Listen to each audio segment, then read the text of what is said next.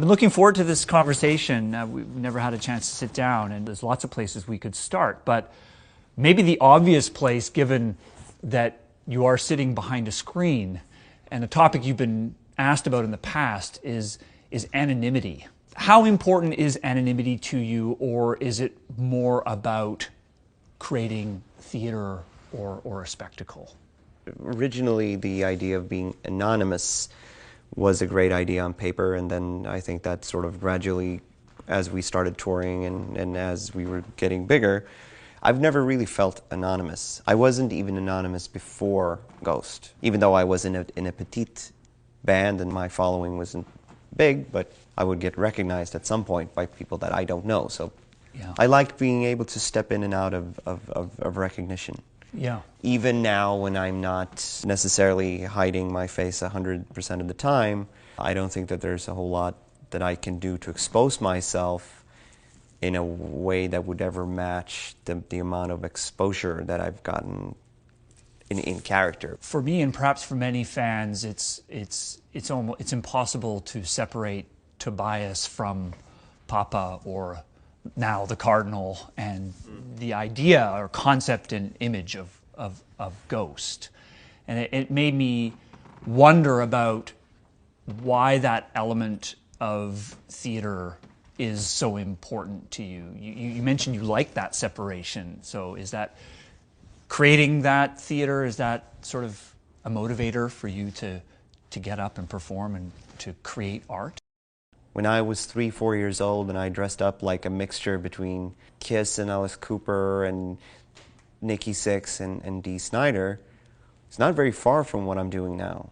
The idea is the same. The inclination to transform from whoever you are that feels maybe not as exciting to something that is exciting.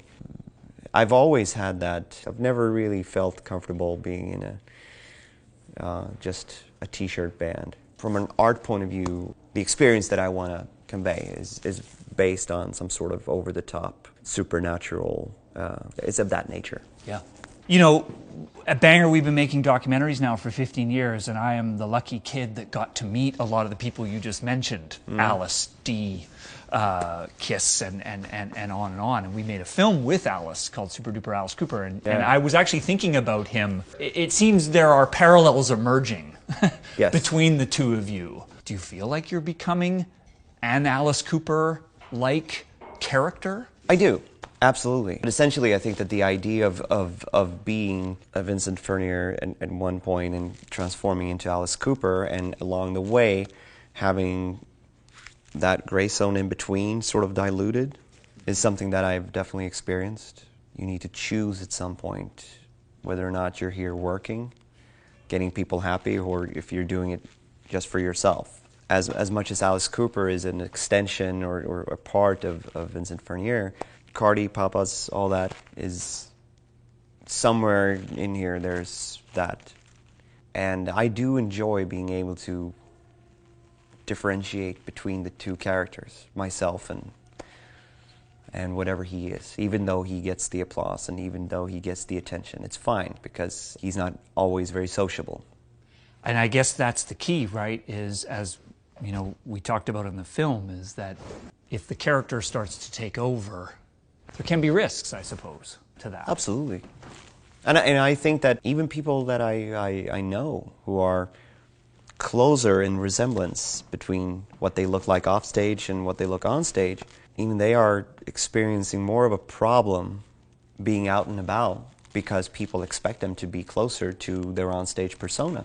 It also got me thinking about another band that we've spent time with, which is Iron Maiden. Maiden have long said that Eddie for them was the perfect vessel, right? They could put all of that stuff that they had in themselves in this character Eddie, so they didn't have to be it. I guess there must be an element of that for you as well. You get to put whatever stuff is in Tobias into the Cardinal. Absolutely. Many times I've referenced different Papas as our Eddie, but he just happened to be singing as well. The idea of interviewing the Cardinal or Papa Emeritus has been off the table. Yeah. Because you would never interview Han Solo, right? You'd get an interview with Harrison Ford. Papa Emeritus or Cardinal Copia is our Eddie. You don't interview Eddie. You interview Steve Harris. Yeah. I'd like to shift gears and talk about another figure that looms large in your music and your imagery, and that's Satan. And I've read about your upbringing and your experiences with family and religion growing up, and I was wondering, what is Satan to you? I think it's important to differentiate between the biblical Satan and the pop cultural Satan. Even though I am very, very, very fascinated with religion, in many ways I'm sort of staying in the pop cultural world when it comes to referencing the devil, and especially when I'm talking about my relationship to him, because he appeared in my life through rock music, through films. I've been dressing myself with pentagrams and upside-down crosses ever since I was 11 years old, and was looking at horror films and listening to music about Satan way before that. That's the difference, I think, between musicians born in the 40s that added the devil as a hip thing in 1968, 69 to their musical movement. It was more an addition that they could do as grown-ups, whereas me and a lot of my friends who grew up in black metal bands, with black metal, death metal, and all that, that's part of our blood, basically. I didn't want to have a conversation with you without having the opportunity to nerd out about metal, at least for a moment. Let's. And, a band that is also in this lineage of the Satanic Panic is, of course, Black Sabbath. I wanted to talk to you about the influences you've taken from Sabbath, because you've taken them from the much less trodden part of the catalog. It's almost heresy in the metal community to say it's not about the first 3 albums, right? I just wanted to hear why you love those records. Let alone the fact that they're extremely good, well-crafted records. I think that they are brave, and they explored the studio and the techniques, and they explored music in a way that I don't think that they did on the first 3 records. That does not make first 3 records in any way bad.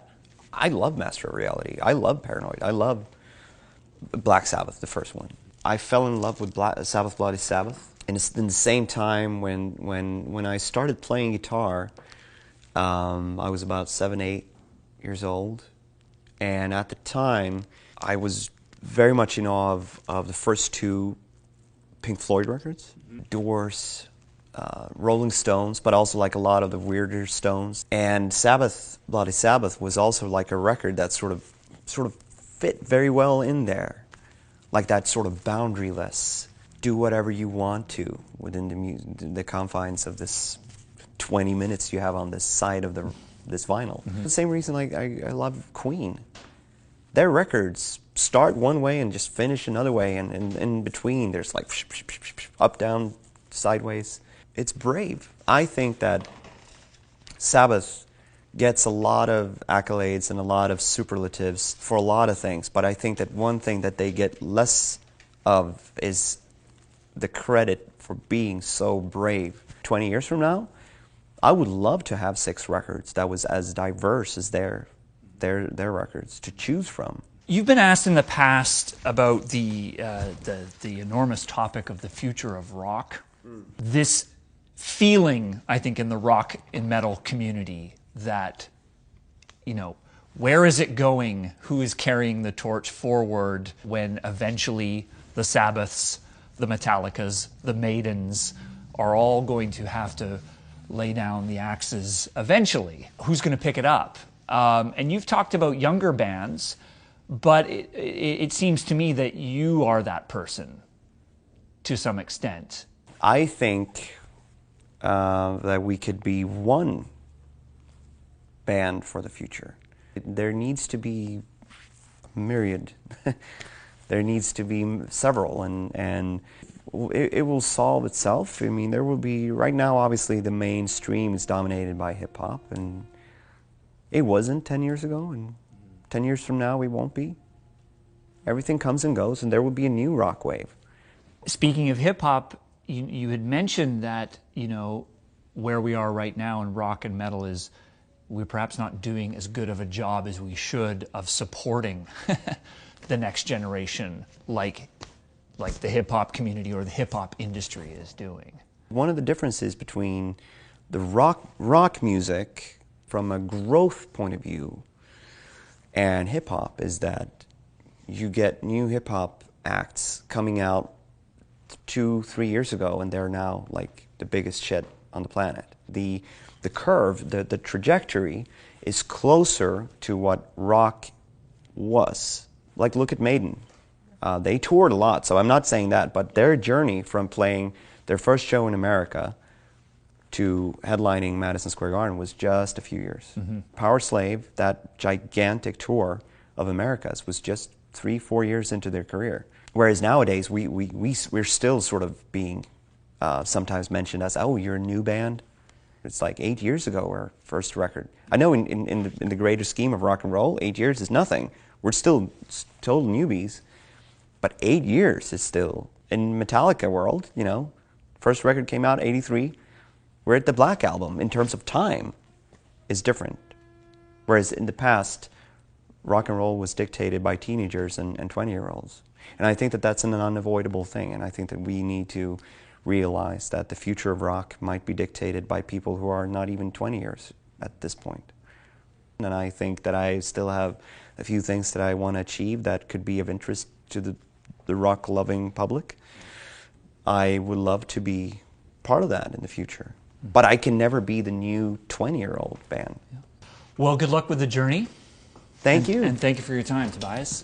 Thank you very much. Appreciate it.